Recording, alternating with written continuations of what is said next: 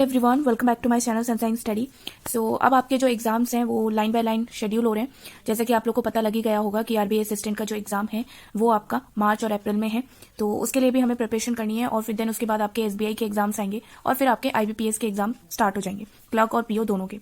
तो अभी से आप लोगों को पढ़ाई अपनी स्टार्ट कर देनी है। जो बिल्कुल बिगनर्स हैं उनको ज्यादा हार्ड वर्क करने की जरूरत पड़ेगी क्योंकि टाइम बहुत कम है, और जो पहले से प्रिपेयर कर रहे हैं उनको अपना मॉक टेस्ट देना है, प्रैक्टिस बढ़ाना है, और आप लोगों के जो क्वेश्चन सॉल्व करने का तरीका है उसको चेंज करना है। क्योंकि अभी तक एग्जाम क्लियर नहीं हुआ तो हो सकता है कहीं ना कहीं स्पीड में कमी आ गई हो या फिर क्वेश्चंस का लेवल आपने कभी बढ़ाया ना हो अपने लिए, तो बहुत सारी चीजें हो जाती हैं।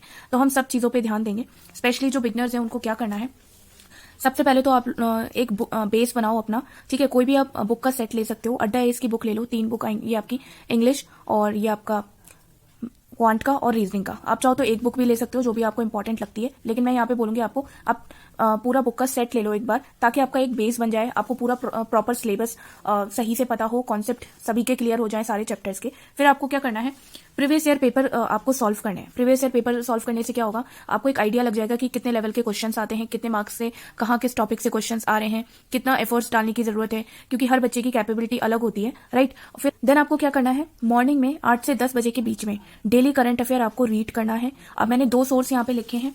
एक तो आप अफेयर्स क्लाउड, जो आपको पीडीएफ मिलती है डेली बेसिस पे, जितना भी करंट अफेयर आता है आपका, नेशनल, इंटरनेशनल, स्पोर्ट्स से रिलेटेड, गवर्नमेंट स्कीम से रिलेटेड, एनवायरमेंट से रिलेटेड, तो ये सारे क्वेश्चंस आपके एग्जाम में आते हैं। तो उसमें सेक्शन वाइज सेक्शन आपका जो करंट अफेयर है वो दिया रहता है, तो आप उससे अपने नोट्स बना सकते हो, राइट। फिर आपको क्या करना है, कोई भी मैम या सर की आपको वीडियो मिल जाएंगी करंट अफेयर की, जो डेली बेसिस पे करंट अफेयर आपके कराते हैं और उन चीजों को बार बार रिवाइज भी कराते हैं। तो आप किसी भी मैम या सर को फॉलो कर सकते हो यूट्यूब पे। तो ये 2 काम आपको अपने करंट अफेयर के लिए करने हैं, ठीक है। इसको आप स्किप नहीं कर सकते। अगर आप इसको लास्ट टाइम पे पढ़ोगे तो कोई फायदा नहीं होगा, चीजें याद नहीं रहती हैं और फिर हमारा मेंस एग्जाम नहीं निकल पाता, राइट। तो इसको डेली बेसिस पे आपको करना है। फिर आप क्या कर सकते हो, नोट्स बना लिया आपने, उन नोट्स को आपको किसी भी टाइम पे, रात में सोने से पहले या फिर दिन में अगर आपको बीच में टाइम मिल रहा है तो आप उन नोट्स को रिवाइज करो। वीडियो में कोई इंपॉर्टेंट चीज बताई जा रही है तो आप उसको भी नोट कर लो उसी डेट में। तो ये चीज आपको डेली करनी है। इसको 2 घंटे देना है एटलीस्ट, ठीक है। 2 से 2.5 घंटे आप दे सकते हो। फिर हम क्या करेंगे, 10 से 12 के बीच में इंग्लिश का सेक्शन आपको कवर करना है। अब देखो, जो हिंदी मीडियम के स्टूडेंट्स होते हैं उनके लिए काफी दिक्कत हो जाती है यहाँ पे, क्योंकि ना ही उनकी रीडिंग हैबिट होती है, इतनी अंडरस्टैंडिंग नहीं होती, इसलिए वो न्यूज़पेपर में थोड़ा नहीं पढ़ पाते हैं, राइट। फिर आप क्या करोगे, सबसे पहले तो अपना ग्रामर के ऊपर काम करो, ठीक है। ग्रामर के ऊपर जितने noun, pronoun, subject, verb, agreement, direct, indirect, tenses, इन सब पे आप अपना पकड़ बनाओ, ठीक है। ये सारी चीजें आपने कर ली, रूल्स आपको समझ में आ गए, कहाँ पे क्या यूज होता है, किसको हम क्या बोलते हैं, तो सारी चीजें अगर आपको समझ में आ जाएंगी तो जब आप क्वेश्चन करोगे तो उसको ठीक तरीके से इंप्लीमेंट कर पाओगे और आपको अपनी एक्यूरेसी उस टाइम पे खुद ही उसमें देखने को मिलेगी कि मेरी जो एक्यूरेसी है वो इंप्रूव हो रही है। अब उसके लिए एक सोर्स बता देती हूँ, निमिषा बंसल मैम का भी 50 आवर्स का फाउंडेशन बैच चल रहा है, जिसमें आपकी सारी सब्जेक्ट, वर्क, एग्रीमेंट, जो आपके रूल्स होते हैं ग्रामर के, टेंसेस और आपका direct, indirect, verb, noun, pronoun, ये सारी चीजें अभी पढ़ाई जा रही है। तो आपको ये सारी चीजें कंप्लीट कर लो, और अगर आप बुक से पढ़ना चाहते हो तो बुक से भी पढ़ सकते हो, और फिर उसके एक्सरसाइज भी दे रखे होते हैं तो वहां से आप प्रैक्टिस करो। मैंने बुक्स ऑलरेडी यहाँ पे बता रखी है।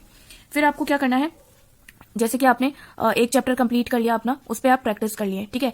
फिर आता है रीडिंग कॉम्प्रिहेंशन। इंग्लिश आपका 2 पार्ट में डिवाइड हो जाता है, एक तो आपका ग्रामर में, एक आता है आपका रीडिंग कॉम्प्रिहेंशन, जो आपका मेंस में बहुत मेजर पार्ट रहता है, क्योंकि इसके कम से कम 15 क्वेश्चन आपको देखने को मिल जाएंगे। आधा जो सेक्शन आता है आपका रीडिंग कॉम्प्रिहेंशन का ही आ जाता है।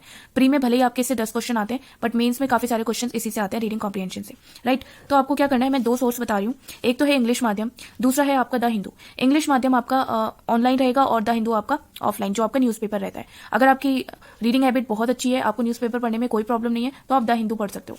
बट अगर आपको प्रॉब्लम है, नहीं इतना समझ में आता, छोटे छोटे वर्ड्स के लिए आपको डिक्शनरी खोलनी पड़ती है, तो आप क्या कर सकते हो, इंग्लिश माध्यम की एक वेबसाइट है जिसमें डेली पीडीएफ मिलती है। अब जितने भी उसमें वर्ड्स रहते हैं उनके डायरेक्ट हिंदी मीनिंग नीचे लिखे होते हैं, तो आपसे क्या करोगे, हिंदी मीनिंग पढ़ पढ़ के आप अपना एडिटोरियल कंप्लीट कर सकते हो। उसी के साथ और बेनिफिट बता देती हूँ, उसके साथ आपका जो पीडीएफ है उसमें आपके error detection, parajumble, cloze test, सारे क्वेश्चंस दिए रहते हैं उसी आर्टिकल से बनके। तो आपके इसमें 2 काम हो रहे हैं, एक तो रीडिंग कॉम्प्रिहेंशन हो रहा है और साथ में आपका जो ग्रामर के ऊपर कमांड है, क्लोज टेस्ट, वर्ड स्वैप हो गए और एरर डिटेक्शन हो गया, ये सारी चीजें भी आपकी होती रहेंगी साथ साथ। तो ये 2 चीज आप कर सकते हो। अब यहाँ पे बता देती हूँ, जो इंग्लिश माध्यम की पीडीएफ है वो आपके कुछ आर्टिकल आपके पेड नहीं होते, लेकिन ज्यादातर पेड पीडीएफ होती है आपकी। तो 1 साल का प्लान ले लो, आपको 500 रुपए का पड़ेगा। ठीक है, ये आपकी इच्छा है। यहाँ पे आप द हिंदू भी यूज कर सकते हो। अगर आपको नहीं करना है, नहीं समझ में आता है, अभी सिलेक्शन लेना है, इंप्रूव करना है कैसे भी करके, तो आप इस प्लान को ले सकते हो। ये आपके ऊपर है, मैं लिंक दे दूंगी डिस्क्रिप्शन बॉक्स में। अब आता है तीसरा पार्ट आपका वोकैब।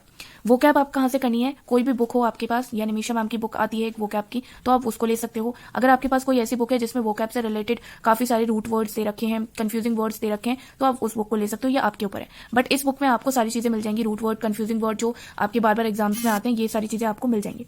राइट, फिर आपको क्या करना है, क्वांट में 1 से 4 बजे के बीच में शाम को आपको क्वांट करनी है। क्वांट में मैंने सबसे ज्यादा यहाँ पे टाइम दिया है। क्यों दिया है यहाँ पे क्वांट में सबसे ज्यादा टाइम? आपको दिख रहा होगा। क्वांट में सबसे पहले मैं बता दूं, यहाँ पे आप लोगों की स्पीड बहुत अच्छी होनी चाहिए। अगर आप प्रिपरेशन अपनी स्टार्ट कर लो तो अपनी स्पीड पे बहुत ज्यादा फोकस करना। डेली सिंप्लीफिकेशन आपको करना ही करना है। टेबल, स्क्वायर, क्यूब, ये सारी चीजें आपको आनी चाहिए। इनकी शॉर्ट ट्रिक्स आनी चाहिए। बेसिक कैलकुलेशन में आप कितनी शॉर्ट ट्रिक्स अप्लाई करके जल्दी क्वेश्चन कर सकते हो, ये सारी चीजों के ऊपर आपको 1 घंटा देना है। ठीक है, इस पे काम करना है। अब क्वांट सेक्शन आपका 3 पार्ट में डिवाइड होता है। एक तो आपका अर्थमेटिक के चैप्टर्स, दूसरा आपका डीआई, और एक आता है आपका अर्थमेटिक डीआई। अगर आप मेंस पीओ लेवल की तैयारी करते हो तो आपका अर्थमेटिक डीआई आप लोग को अच्छी तरीके से पता होगा कि इसमें ये इंपॉर्टेंट है। इसी में से सबसे ज्यादा मेंस में आपके पूछे जाते हैं। क्लर्क लेवल पे आपका यहां तक चल जाएगा। क्लर्क लेवल पे आपका ज्यादातर परसेंटेज बेस्ड डीआई आ जाता है, कई बार सीआईएसआई बेस्ड डीआई आ जाता है। ज्यादा हाई लेवल के डीआई नहीं आते।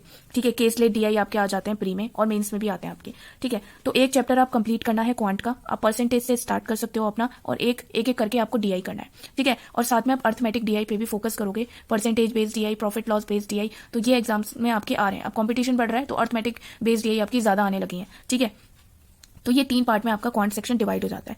अगर आप पीओ मेंस की भी तैयारी करते हो तो यहाँ से जो आपकी क्योंकि मेंस में आपका डीआई आता है, डेटा इंटरप्रिटेशन और डेटा सफिशिएंसी। डेटा सफिशिएंसी आपका अर्थमेटिक के ऊपर डिपेंड करता है, पूरा बेस्ड होता है उसी पे, और डीआई आपके इन सारी चीजों से हो जाता है। ठीक है, तो यहाँ से मेंस की भी आपकी तैयारी होती रहेगी, और ये तो आपका खैर आता ही है। अब आपको किस पे काम करना है? 6 से 8 बजे या 6 से 9 बजे, जितना टाइम आपको रीजनिंग में दे सकते हो आप उतना टाइम देना, ये आप लोग के ऊपर है। ठीक है, टाइमिंग आप लोगों के ऊपर रहती है, क्योंकि हर कैंडिडेट की कैपेबिलिटी अलग होती है। किसी को किस टाइम पे पढ़ना पसंद है, किसी को किस टाइम पे। तो रीजनिंग में आप एक चैप्टर कंप्लीट करोगे डेली, जैसे अल्फान्यूमेरिक सीरीज से आप स्टार्ट करो। इसमें आप मेरी भी वीडियोस जाके चेक कर सकते हो।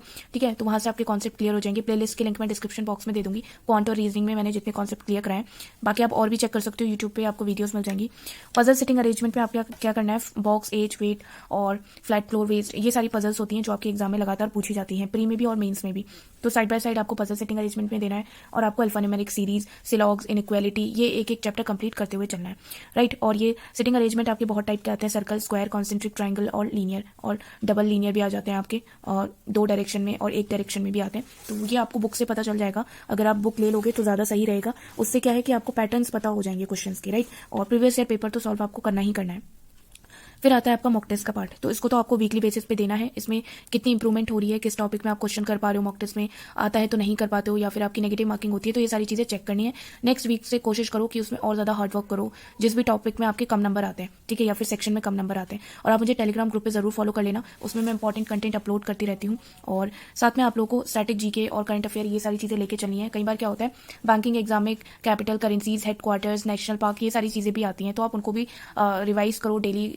1-1 घंटा दे दो उनको भी, तो आप ऐसे करके चीज़ों को याद भी रख सकते हो। बाकी आपके करंट अफेयर में भी रिपीट होती रहती है स्टैटिक जीके का पार्ट, तो वैसे भी आपको याद रहेगा वो। तो ये आपको टू डू लिस्ट रहेगी, और ये या तो फिर आप इसको टाइम टेबल कह लो, ऐसे आप पढ़ सकते हो। जो बिगनर्स हैं, जिनको बिल्कुल समझ में नहीं आ रहा है कि प्रिपरेशन कैसे करनी है, कहाँ से कौन सी बुक से सही रहेगा, और कम टाइम में जो प्रिपेयर करना चाहते हैं, तो आप सही सोर्स का यूज़ करो। ठीक है, तो आप लोगों को अब खुद में बेनिफिट देखने को मिलेगा।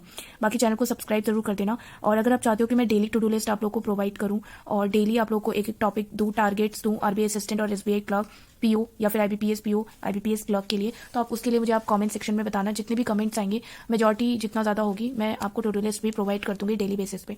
तो आपकी रिस्पॉन्सिबिलिटी है इस वीडियो को शेयर करना जो एकदम बिगनर्स हैं, और इस वीडियो को लाइक जरूर कर देना, चैनल को सब्सक्राइब जरूर करना अगर आप चैनल पर नए हो तो। Thanks for watching.